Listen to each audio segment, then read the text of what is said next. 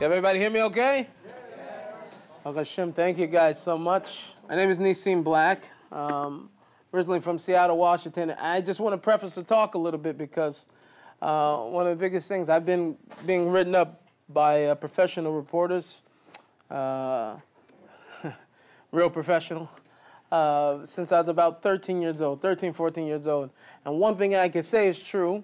I've never been able, even when I've sat down with people and talked to them, I've never been able to get the actual story the same way. I never read it the same way that I even gave it over.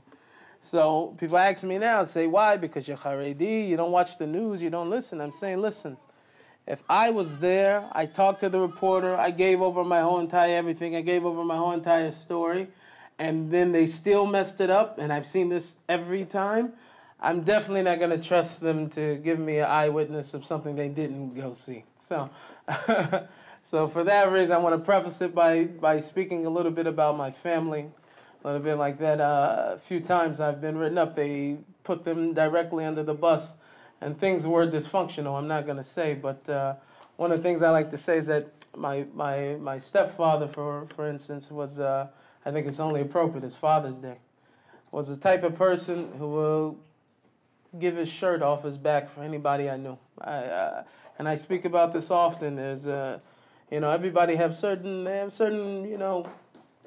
things that you have, certain kochot that a person has, and that are part of them attributes, certain things like that you see by certain people. But then at the same time, you can see somebody hit somebody with a bat over their head also too, and say, same guy, So, but I just want to preface this to say that all of us, we have inside of us, two different people. The Sefarim, the holy books, talk about the battle between, that there's two cities the Balatanya brings down, and inside a person there's two kings of two different sides warring, and they each one of them want to have that person. So understand that with every problematic or issue or bad meter that a person has, that there's also the opposite side, that a person also has a meter tov, and they also have the good side of that meter. Sometimes it's just redirected. So I grew up in Seattle, Washington, born and raised there, and thank God they finally let me leave 3 months ago. I was born and raised there, and I was exposed to a lot very early as a kid. I seen a lot of drug abuse, a lot of violence. Like I said, it's very dysfunctional. Me, myself, I started smoking pot when I was when I was 10 years old, so about 4th grade. By the time I was 12 years old, I was already selling it. I already had my own little business there. And I was a business entrepreneur, started early. But these were the things that I seen very, very early on. So naturally, a person becomes a product of your environment. This is what you've seen, so what you see, you do. I remember when I was about 8 years old, my family, we were battle ran by the FBI. So I woke up to my mother, half dressed with a gun to her head, and everybody in the house zip tied in cuffs. And my uncle at this time was a really big drug lord or whatever, and his face was in the couch, and they're screaming, "We got you, we got you!" And the whole night, funny business was going on, but we didn't know everything that was going on as a kid, especially when I was so young. I didn't know everything that was going on. But that morning, waking up to that, but this is to give you an idea of what I seen. So when I was about 8.5, close to 9 years old, my grandfather came to live with me. My grandfather was a Sunni Muslim, and later on he ended up in a place where a lot of Muslims are. It's not Mecca, it's penitentiary. Unfortunately, I don't know why they hang out there so much, but a lot of people come back out and they're Muslims when they come out of there. So that's where my grandfather ended up, back in that place. But before he went, he taught me how to pray. I prayed with him 5 times a day. I was exposed to some Quran. He was very, very influential in my life because nobody else was religious. I didn't have any connection to anything religious. My parents were completely secular. My mother sold drugs, my father sold drugs. So this was the kind of lifestyle that I was exposed to very, very early on. And it wasn't until about, let's say, 1997, my grandfather ended up going on a very long vacation, I just mentioned. And during that time, I started to want to search. I wanted to find out what I was supposed to be doing. Now, you should know, I was always into music. Everybody asked me, when did you start? You know, they said I was doing Michael Jackson, you know, with a boo-boo diaper. I mean, by the time I was 7, you couldn't convince me I wasn't Michael Jackson. I knew I was Michael Jackson. I used to go to sleep with a dirty white glove, you know, one glove. You know, I had to move down, and nobody had a meaner moonwalk than me. Except for my best friend here, Yosef. There was this one guy named Bobby in school. He had a better moonwalk, but that was it. Other than me, then nobody had. And so I was always into music. In every way that I could possibly express myself through song, I was jumping at that opportunity. And so when I was about 13 years old, I was offered to go to this hip-hop program. And this hip-hop program was at a particular, it was like a center, a community center. And this community center was called the Union Gospel Mission.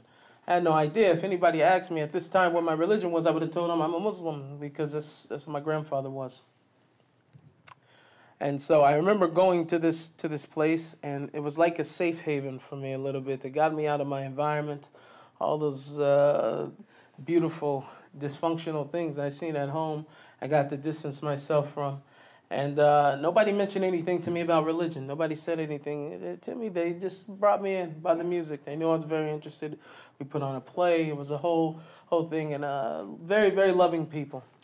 And shortly after this, they decided to ask me if I wanted to go to camp. Now, this camp was a camp. It wasn't just any camp. It was a missionary camp. You go to this camp, you know, it's the real deal. So I went, and I remember going. I had like kufis, you know.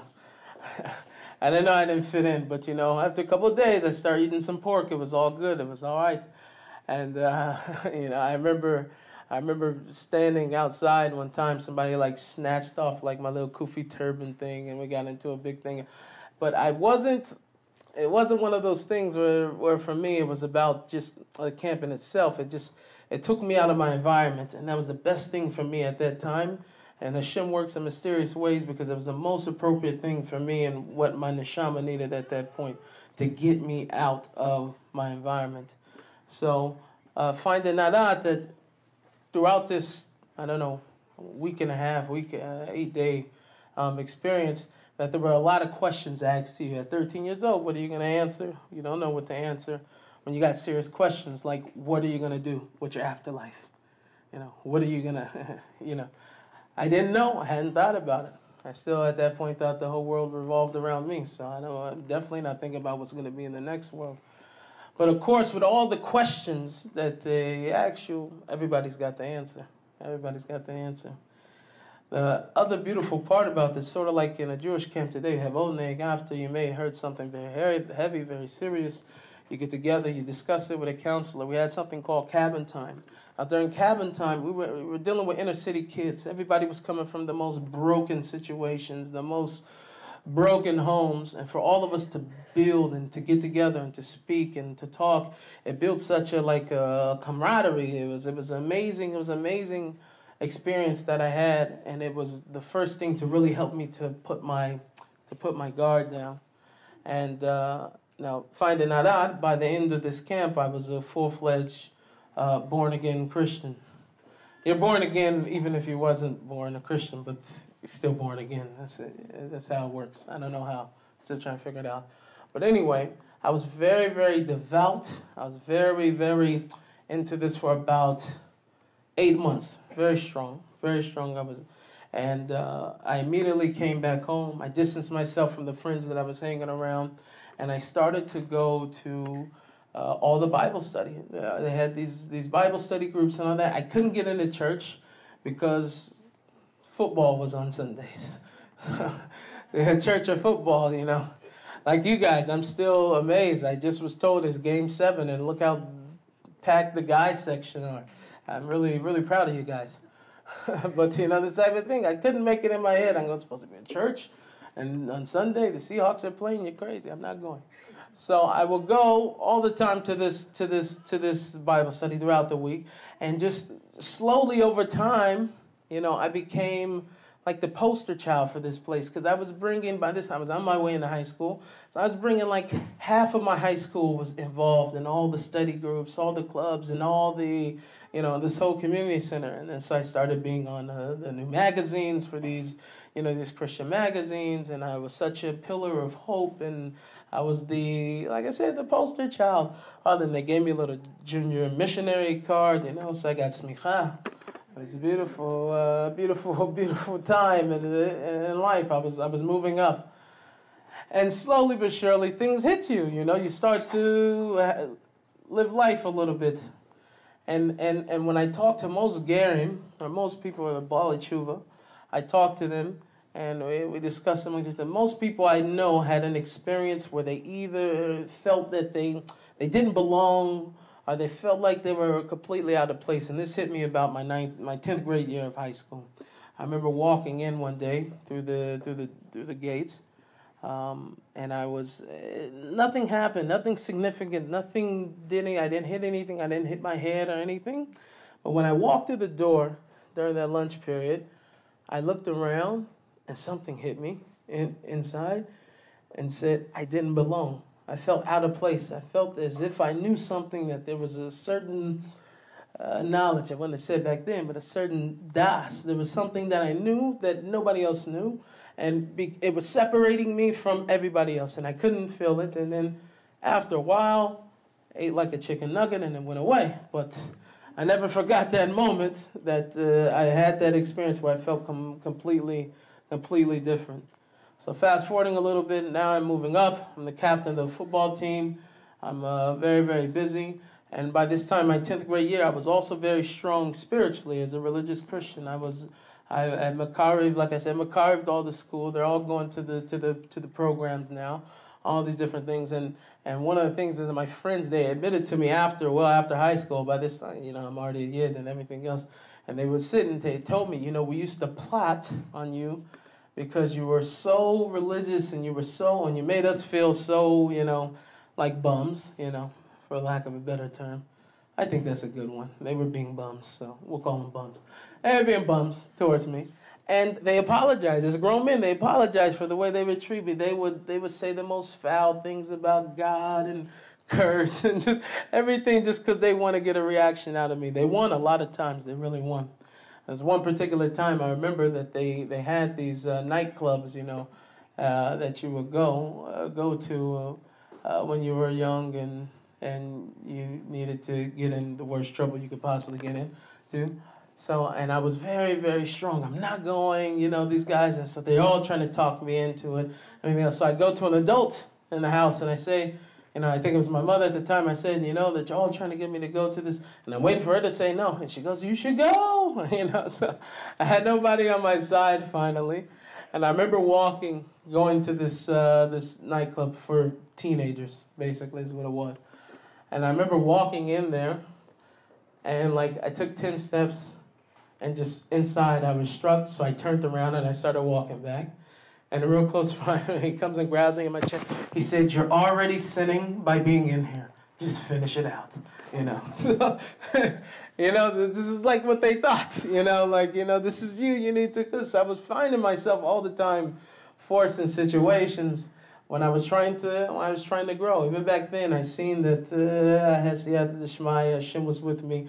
I had a path. I didn't know how to get there. It wasn't Giloi. It wasn't clear to me yet, but it was a path. So fast forwarding a little bit, now I'm in my 11th grade year, not so religious. Why am I not so religious? Because I just been offered a $500,000 contract from a big record label named Virgin Records.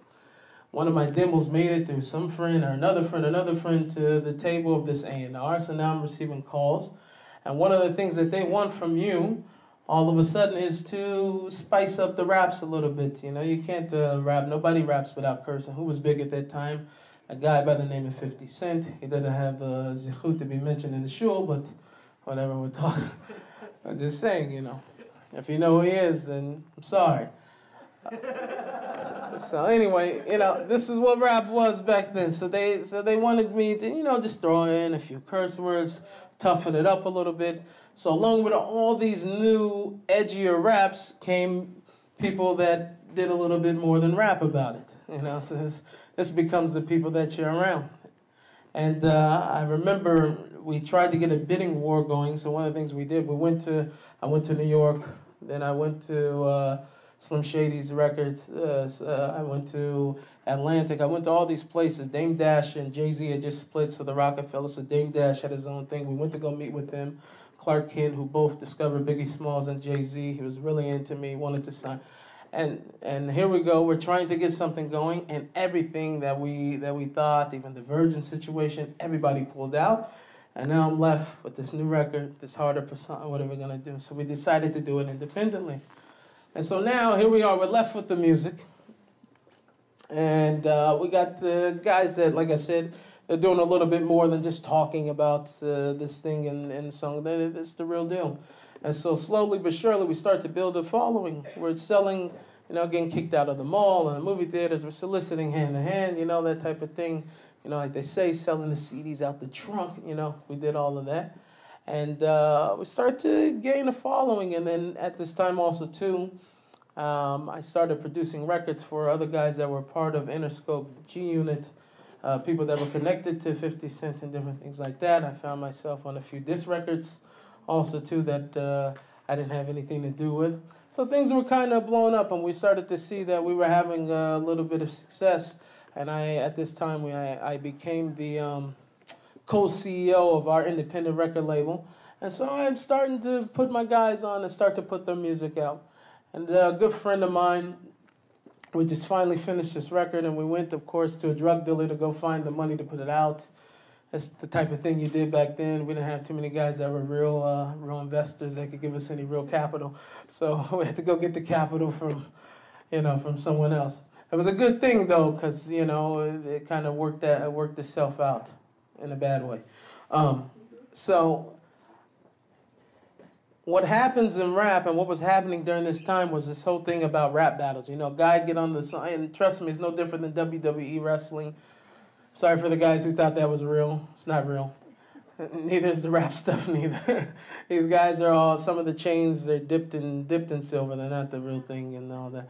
But anyway, so they're going back and forth. And one local guy thought that he would make a record about me behind my back, and maybe I would say something back, and then it'll be the talk of the city, talk of the town, and then we'll go back and forth, and it'll maybe give him some, I don't know. And so when we heard the song, we decided, a group of my friends, what are we going to do about it? We make another song, or we're going to do. So we decided we just go beat the guy up, and he won't make any more songs. That was going to be it. So we went to a nightclub that we knew that he was going to be at. We found through someone else. And we went up there, and of course a brawl happens. That's what happens at nightclubs. That's what they're for. And so we went up there. We got into this altercation, and it was an altercation, but it wasn't the worst one. So I didn't think anything of it. I left after, put the rest of my clothes on, all that type of thing. We went to the office of our independent record label. All of a sudden, I got a phone call. The phone call was from a friend. He said, "The police are looking for you." I said, "For what? For fighting in a nightclub? Everybody fights in a nightclub. What are they going to get me on? What I do? I damaged a wine glass? I don't know what's going to be." So, and I said, "No, the police are saying that you were shooting. You were shooting in the nightclub, and that you were..." I said, "No way. I know I didn't even have a gun at the time, so I couldn't make out what they were saying to me because I know I didn't have a weapon." So I hung up the phone, and I'm panicking now because I don't know what this person's talking about. And I remember being with the rest of my friends. We ran downstairs and ran out, and now I'm on my way home because my heart's beating because police are looking for me because I supposedly was shooting. And we see from a distance sirens, and we see the lights of the police cars. So we tiptoe a little closer and a little closer. Now, I want to let you know, black people usually don't go towards the sirens. We're not looking to go find out what's going on. We usually go the other way. But for whatever reason, I was very interested in knowing what was going on, especially after knowing the police, were looking for us. That wasn't a typical thing to go towards the police. So we started walking, tiptoeing, and the closer and closer I got, I seen that it was a good friend of mine who, in my honor and in my defense, he decided to go up and try to take the other guy's life. And unfortunately, but fortunately, in the streets, you know, guys don't usually do target practice, so they miss a lot. And that's what happened in this particular case. He missed, and he didn't hit him. He hit the pole and the car and other things, but he didn't hit the actual person. So I remember going back and later on finding all this out. I had no idea what's going to happen. And then so I had the next thoughts the next morning when I figured out, when I got a call and they told me everything that what happened and what the situation was, and I put two and two together. Now I'm fearing for my life. Why am I in fear for my life? Because there's codes in the streets. One of the things is when you bring a gun into a situation, if we fight, we fight. But once a gun is brought into the situation, then that means it's either you die or I die. And so now for the first time I'm pacing back and forth in my living room, and I'm halfway in tears because I'm thinking, if I don't go take this person's life, he's going to come and take my life. So now, during these times, the person lives life, you know, Hashem will break a person down very quickly and start to show you who you are. I can back up a little bit. I remember the first time I robbed somebody, I was 12 years old, and it wasn't because I wanted to or I needed something that the other person had. There was a guy this big, and he told me that if I didn't go take from the other person, he was going to go do to me. I remember hitting this person, taking their belongings, walking off, and when I went home, I cried like a baby because it wasn't who I was. And sometimes a person you get put in a situation to where you're really exposed. Here I am for the first time. This isn't a song. It's not a rap song. This is the real thing. And if I don't go hurt this person or take this person's life, he's going to do to me. My barber, I remember when I was a kid, he had a very similar type of situation where he said, she said, whatever. And he had a disagreement with another person. And in broad daylight, they finally seen each other, him and the other person, and they killed each other in the middle of the day. Because it never got talked out. It never got handled. And I remember pacing. I sat back and forth in my living room now saying, God, what's going to be, you know? And I was crying. I started crying because I didn't want to be the type of person. I knew people who that if they would have been in my neighborhood and they're walking, and they would have been worse than the worst. For them to be in that, just to walk in a certain neighborhood, it's like suicide. And I didn't want to have that issue. So as I'm pacing back and forth and I'm talking to God, I don't want to answer my phone. I'm not interested. And I was just crying, asking God if there's another solution. Am I going to skip town? What's going to be? Because I know for sure there's no way in the world that I'm getting out of this situation. And one day, all by Hashem allowed for my phone to ring. I answered it, and it was the other guy. And he was just as afraid as I was. He didn't say it like on the phone. He didn't say, I'm scared, you know. He wanted to make himself sound like, you know, what is it, you know. And he thought if, you know, he didn't come kill me, I was going to kill him.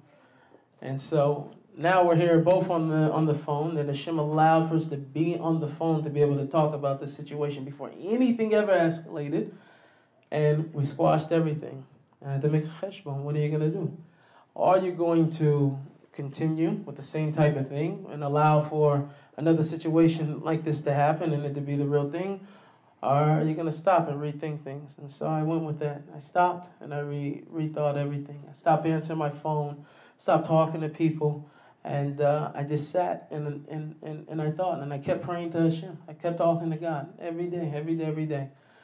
And along these long conversations, with Hashem kept getting longer and longer. I started to ask questions. A lot of the questions started to resurface that I had as a kid when I was going to those Bible study groups that nobody could ever answer me. Questions about, JC, if he was Jewish, how come Christians are not Jewish, and different questions on Nach and different things like that they're not so osek in, that never got answered to me by them or typical Christians, people that I knew. So while I had all this free time on my hands of trying to figure out what I was going to do with my life, because I can't continue with gangster rap. That's not going to be a best solution for trying to stay out of those type of situations. So I started every day to learn something. I started going on Amazon. I started buying chumash. I had chumash with, my wife didn't know. She thought I had, Arabic. She thought I was Arabic. She thought I was becoming a Muslim. And so she didn't know what was going on with all these books. And every day I was spending about 8 hours a day and in front of my computer, in front of my books, trying to find them and trying to find the truth. And every day I was crying and talking to Hashem. And I'm telling you, I became so broken. I started fasting 3 days at a time. I was taking no food, going out, talking to Hashem for hours. I knew nothing about Breslov, nothing about Rabbi Nachman. I knew nothing about Chassidut. I was just looking for the truth. I was looking for Hashem. And every day, it was like I fell in love with Hashem some more. Just some more. Because I had to start over. Because now I'm finding out that everything that I thought to be true was not true. So what happens? I'm saying, Hashem, all right, we're going to start over. I'm going to learn you brand new. Brand new, I want to learn you. So when I started going through all of Nach, and I was starting to see that Hashem was opening my eyes to so many different things, I decided at this point that I needed a rabbi that was going to help me sort all these things out. Mind you, you should know that I grew up in a Jewish neighborhood. And in that Jewish neighborhood, I never knew anything about Judaism, so I started to explore. So I went to a rabbi. Rabbi's name was Google.com. And Google.com, Gaon Shlita, the holy Rebbe Google, led me to a lot of places. Took me on a whole different path and different type of sugyas in life. And Reb Google showed me such a way. Don't try that at home, by the way. Don't paskin by Google at home. So I say, I was in a certain place. Don't paskin by Google. But at least, it was a time. But I got to a place where Hashem started opening my eyes and everything was happening so rapidly. So I said, now I have all this new information. I found out that, almost everything I knew was false and it wasn't true. And I couldn't give up JC, of course, obviously, because you go to hell, that's a one-way ticket. So I didn't really know what to do with that part. But I knew at least that Christmas wasn't true and Santa Claus and everything else. That didn't have anything to do with it. But I still was kind of holding on to Santa Claus for a long time. It's too long. But anyway, so I remember one day I went to my wife and I sat her down on the couch. And I made sure that I sat on the other couch just in case anything went flying across the room. And I told her, I said, honey, I don't want to celebrate Christmas. I don't want to celebrate Easter. She said, I don't want to be married. And it was a very, very, shocking thing for her. She knew something was cooking, but she didn't even want to ask what was going on with me over there with all those books open. She was just like, she's like, we just had a baby. Like, how can you do all this? And baby was barely a couple weeks, even not even a week. When I told her that, I was so insensitive. But I had to tell the truth. I was at a place, and I remember asking her, listen, I'm not pushing myself on you. I'm not pushing my belief. I just want you to learn. She grew up in a much stronger Christian foundation, much stronger Christian roots. So for her, it was a lot more for her to disconnect. And so she started to study on her own. She pushed me, stay away. I'm going to see what you're talking about here. At least she had enough. Hashem had mercy on me that she would also. And one day she came to me and she said, I feel like I've been lied to my whole entire life. She was so livid, so upset with Hashem that he allowed her to be born. And she didn't have MS, and she was hurt. And we said, what are we going to do? I said, I don't know what we're going to do. But it says you're not allowed to work on Shabbat. So I said, I'm not going to do the dishes on Saturday. That's it. We didn't know what it meant not to work on Shabbat. Taking out the garbage and dishes, I hated it. So I said, all right, on Shabbos, I'm not going to do it. So that was how everything began. It was like you're not really knowing. Now we thought we were on an island on our own. What are we going to do? And so a long time, Rep Google, that's why I say you got to stay from Rep Google. He started leading me also to websites where people were Jews for JC. And so I started to figure out, hey, listen, we're not the only crazy people. There's also other crazy people online. So I found a congregation that I could go to. And I went to this place, and I walk in. And at first, I was a little taken aback. I mean, I'd been to church before, but this was something new. I'd never been to anything else. And so everybody's got these small beanies on top of their head, and they got these sheets draped over their backs, and they got all the literature, the davening over there, the prayers were in a language I never spoke before. It's all in Hebrew. And these guys were Jews for JC. It wasn't like they were it wasn't an actual shul, but they had a beautiful Kodesh, real Sefer Torah. They really, so I said, okay, this is not exactly what I was looking for. And then after the Haftarah, somebody went up and they read from the New Testament. So I said, okay, maybe I can learn a little bit. So this place was a great stepping stone for me because in order to catch up with everything and everything they were teaching there, I had to start learning. So I went back to Rep Google and I typed in, like everything I typed in, no matter what I typed in, Jewish learning, Jewish holidays, whatever, Chabad.org came up. I don't know why. Chabad's everywhere. As soon as you type in anything, you type in J, and Chabad.org comes up. So I went on Chabad and I started learning everything I possibly could and learning tools. And the more and more I started to learn, I started going to a rabbi on the east side, my brother and I, and here we are. Like the more and more we learned, the more and more that we invested our time into Yiddishkeit and really trying to. The further and further and further this place looked from real Yiddishkeit. So I said, what are we going to do? We had to figure out something. And I told my wife one day, I said, what do we do? And she said, I want to leave and I want to go do an Orthodox conversion. I don't want to be at this place. So I said, listen, you're kind of jumping the gills here. We just, it's not so pushing. We don't know what to do. And for me, it was a difficult test because, unfortunately, if you look around, only black guy in here. Didn't think it was going to be something that I can... So look, he's actually looking around. He's like, no, I know somebody, dude. I just seen him. Where is he? No, but I'm saying, it's not so easy to just say you're going to go through. I grew up in a Jewish neighborhood. I seen people going out. I didn't see anybody black ever going up there. I thought they were all Amish anyway. I didn't know the difference between Jews and Amish people. Very, very interesting, Andrea. So one day I was sitting... And this is probably what sparked it. A really, really good friend of mine now. I was standing in a grocery store shopping for Shabbos. By this time, I was wearing a kippah, and we were bagging groceries. And behind me, for about 10 steps away, I heard Shabbat Shalom, brother. I turned around. There's a black guy with a kippah and tzitzit. And I'm like, wow, because I knew there's these other guys over there, the Black Hebrew Israelites or whatever. So he introduced me. His name was Yaakov. He invited me for Shabbos. He lived in Sewer Park. Like, I grew up over there. I just grew up a block away from your house. I know this area. So we started going for Shabbos over there by his place. And then other people started inviting us. And we started to see these things are really, really possible. So we said, what do we do to distance ourselves from this the place we didn't know, and theologically even now we're having really big battles because we're in a place where we want we want truth, and I want to serve Hashem in the most authentic way that I possibly could.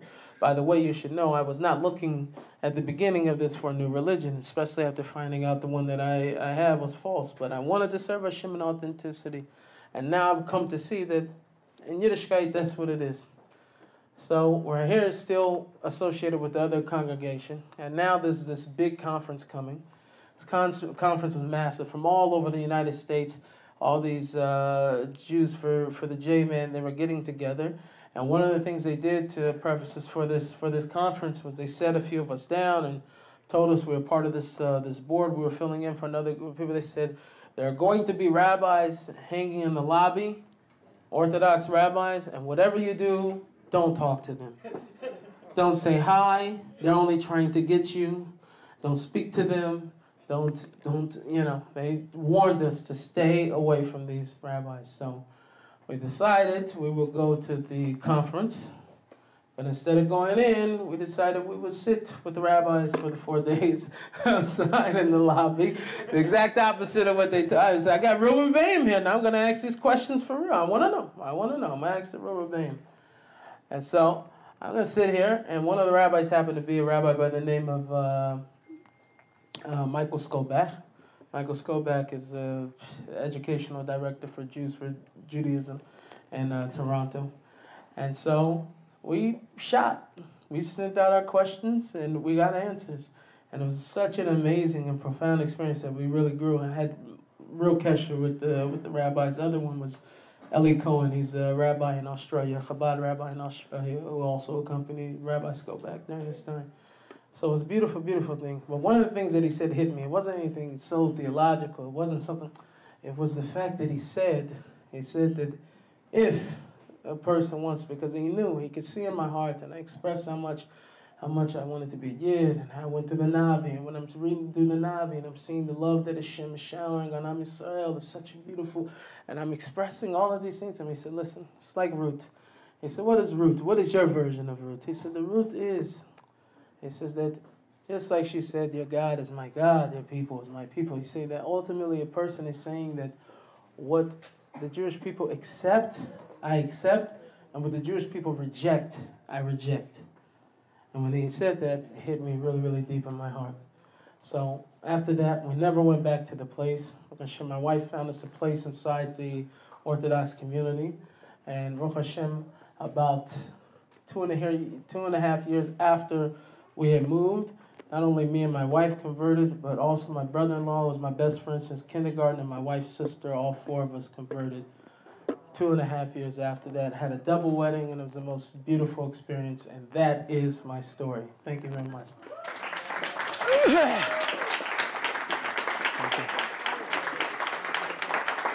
So I want to open up for some questions. If anybody has any questions, I'm okay for next few minutes. Somebody better put a time limit on it because I got Rabbi syndrome, so I may go on a little bit beyond.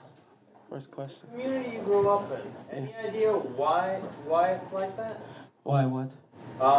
Why there's so much drug abuse? Why there's so much?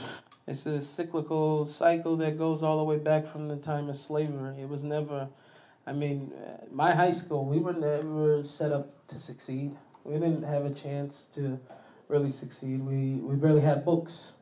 The teachers, I'm not going to say all of them, but we had a lot of idiots, teaching, and we weren't set up to succeed.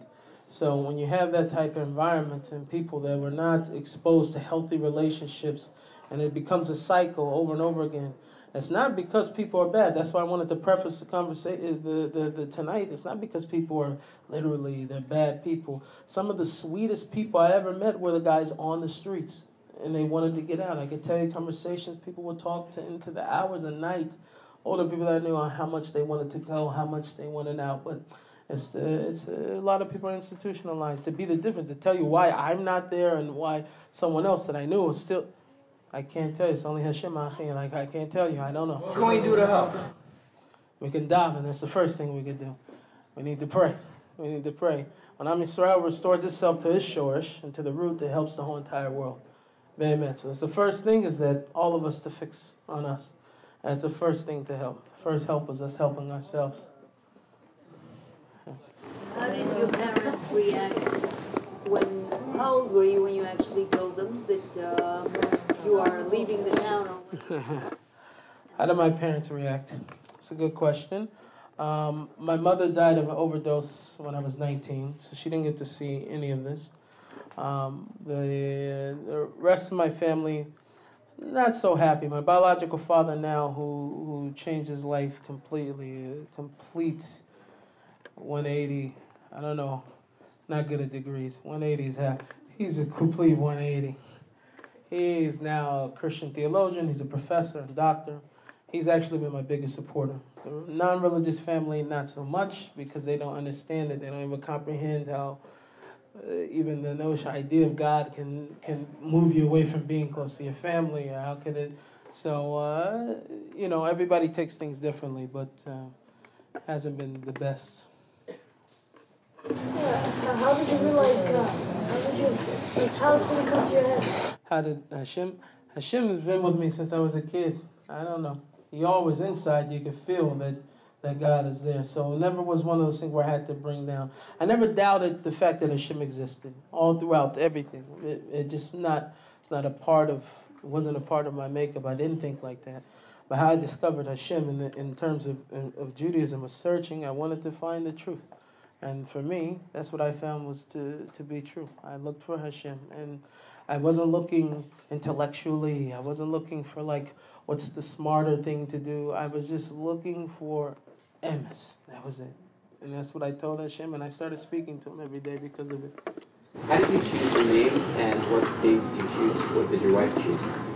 My wife's name is Adina, and the name Nisim actually came about through a nace. I was the first nace was I made it to shul early. I was at the shul early before everybody else, and I was davening on a name. I was talking to Hashem. I was hibboded on a name because I knew I was going to the Beit Din early, and there's a whole halakha that if you weren't going by the name for 30 days or whatever prior to, couldn't go on the ketubah after you do the kedushin. And so I needed something, a name that I was gonna. And people were suggesting different things. And Nisim, I boiled down to Nisim, and I think maybe another name. And I was in the shul, and I was davening. I was talking to Hashem about it, and I seen that the clock was winding, and people were going to start coming in from mincha. And I put my hand behind the to grab a siddur, and it was a Avodat Hashem siddur. That's why I daven Eidu Mizrach. So I pulled it out, and I said Nisim on it. I said, that's not Min Hashemayim. That was all from Hashem. So, thank you. A few questions. How old were you and your wife when you converted? Me and my wife were 25 and 26. How long were you married at that time? How long were we married already? We were married originally when I was 20, my wife was 21. How long ago did you convert? How long ago? Almost 3.5 years now. What was your name before Nisim? It was Damien. In the back. When was that one moment when you were trying to look for Hashem before you were doing rapping, before you even had a thought of looking for Hashem? What occurred to you that you were trying to look for? What occurred for me was that I just seen that if I continued, like I said, in the same situation that I was going, that it probably wasn't going to be good. I seen that situation after I got into the altercation with the other artists, and it became a life or death situation. And I said, if I continue like this, what's going to be? There's a whole other issue also too. Me and my wife at that time, we were pregnant with our first child, and I started thinking, listen to the things that I'm saying in my songs and in my music. How would I feel, not only my child, but, I'm about to have a little girl. What about other people's little girl, The that was a time of a serious cheshbon, you know what I mean? It was the time that Hashem was weighing, and the person, I think that everybody gets moments like that in life, that if you don't capture it, a person can mamish fall into a concealment and not know to look for Hashem at all, you know what I mean? So I'm just thanking Hashem that I grabbed onto it at that time. I want to go over here because I think it's... Two questions. One, the other guy that you met in the supermarket, I'm a little confused. Was he involved with J for J?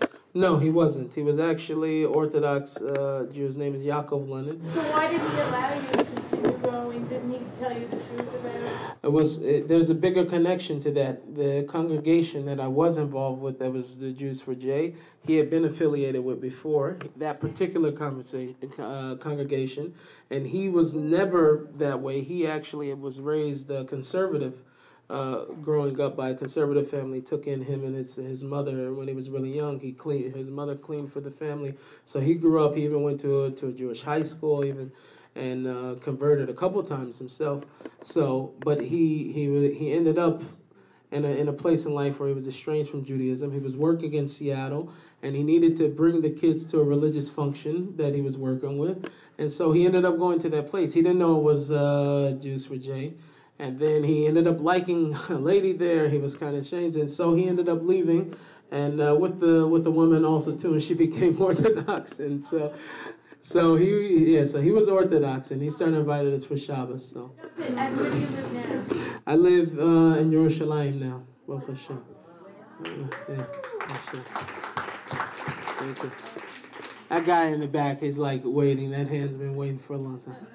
Can you describe the difference between faith and belief? The difference between faith and belief? Or, well, I don't know if I can really describe that, but belief, I'm saying as much as you possibly can in English, it doesn't have any action to it. You know what I mean? Belief is something that a person, you have belief in something. Faith, real emunah, means that a person has action to it. So it means something a whole lot more. Rav Nisim, an interesting question I have.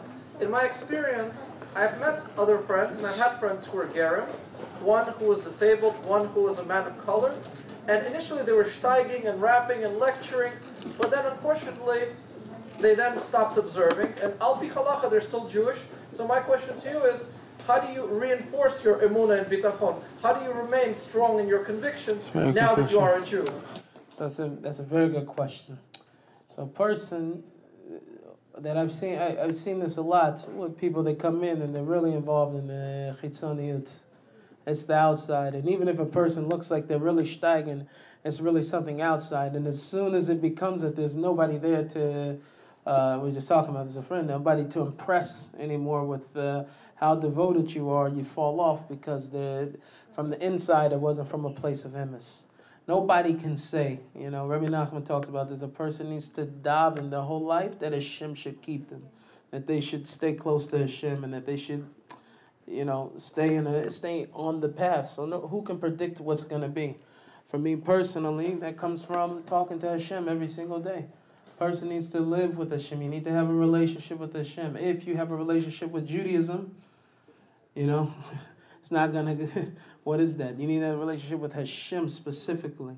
And so, for me, I feel like that's the thing. And also being, when you're mashpia and you're going out and you're speaking like me, I make it a habit to talk to as many people as I can. It's not just for them. It gives me chizuk.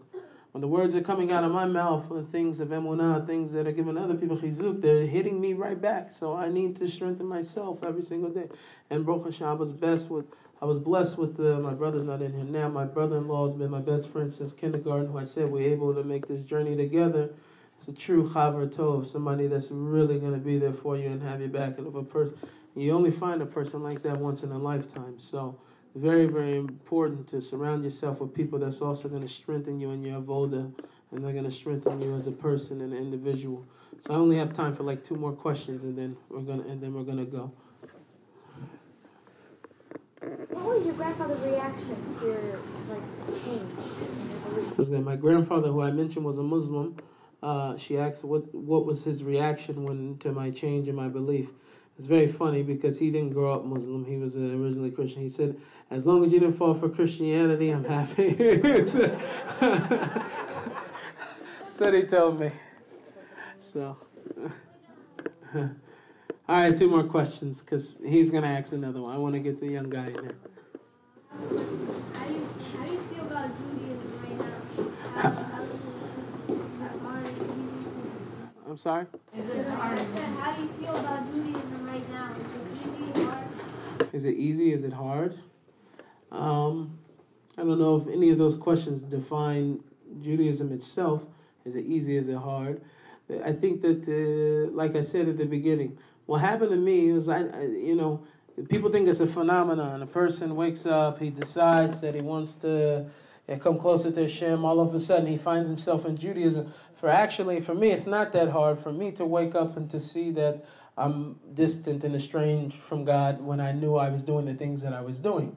But for a person to already have been Jewish, to already been raised in a religious home, and to take that Yiddishkeit and to make it their own, that's much harder, I think, than to wake up. For me, I fell in love with Hashem. And this is the whole story of, we just had Shavuot that we're receiving, and Matan Torah, every year that we're receiving the Torah new, that's a Kedushin, that's falling in love with Hashem. This is a marriage, you understand what I mean? So if a person is not making a sort of effort every single day to fall in love with Hashem, Judaism's going to be hard. It's much easier to give yourself over to something or to someone once there's actual love there. If the love's not there, it's much harder for a person to do it. You see that people, they find themselves infatuated with their spouse or with that person at the very beginning, especially if you went on, sugar dating and you don't really know who the person is yet. 4 or 5 months after that, it's sort of like, no, you take out the garbage, you know what I mean? Because it's one of those things, but until a person really works on themselves to really find real love for Hashem, once you find the relationship aspect, it's much easier for you to do the mitzvot.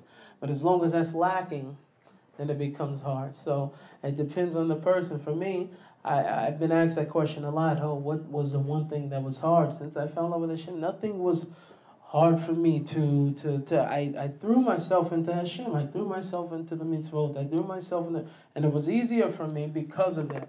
But for a person, you grew up with it your whole entire life. People have been telling you have to do it. You have to keep Shabbat. You have to do that.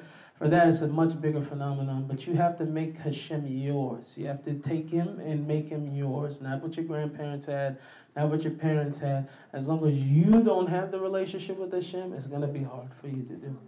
But once you have, it's blissful, and it's no problem. It's a very easy thing for you. Okay, one last question. Why'd you stick with the Bible?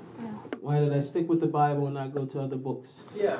Because I came to a big cheshbon with all of that. I did deal with the Quran. I also bought a Quran also at the time, and obviously the Christian Bible. I didn't go outside of that because everything else was completely foreign to me, and I didn't even understand it upon entrance of thought, so I didn't go into it.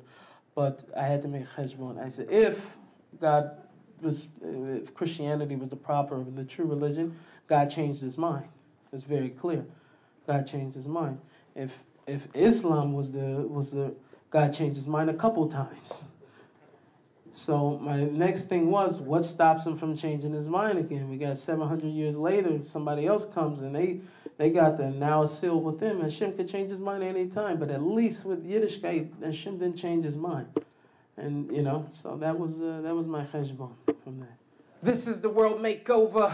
Mashiach will come take over. You ain't got to be me or see what I see. All you got to do is take a look forward. Lift up your eye to the sky. Spread out your hands and say thank you, smile. Get them up, put them up, leave them up, ha ha. Yep, pump up the volume every day. Stand in place, heart racing, no words to say. Pressure building, trying to hold my face. Mind drifting like not today. Wake up from everything. Break out your shell and scream, Hashem, you're the king. Hashem, you're the king. Hashem Melech, Hashem Malach, Hashem Yimloch, Le'olam Va'eh. Hashem Melech, Hashem Malach, Hashem Yimloch, Le'olam Va'eh. Zeo. Thank you very much. All English lectures are available online at hedobrote.com.